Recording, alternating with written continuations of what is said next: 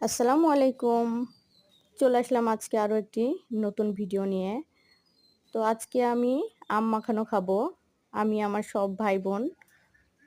তো প্রথমে আমগুলো ভালোভাবে ধুয়ে নিব। এই সময় গাছের আমগুলো একটু বড় হয়েছে, মাখিয়ে খাওয়ার মতো। আর আম মাখানো খেতে তো সবাই পছন্দ করে। আমি তো অনেক বেশি পছন্দ করি। তো এখানে আমার বোন প্রীতি আমগুলো ছিলিয়ে নিচ্ছে।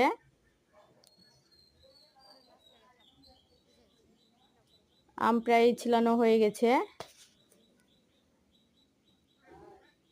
তারপরে ভালোভাবে ধুয়ে নিয়ে গ্রেট করে নিবে। তারপরে এখানে একটু চিনি, মরিচ, সরিষা বাটা, লবণ সব কিছু দিয়ে ভালোভাবে মাখিয়ে নেওয়া হবে। তো এই যে মাখানো আমার শেষ হয়ে গেছে।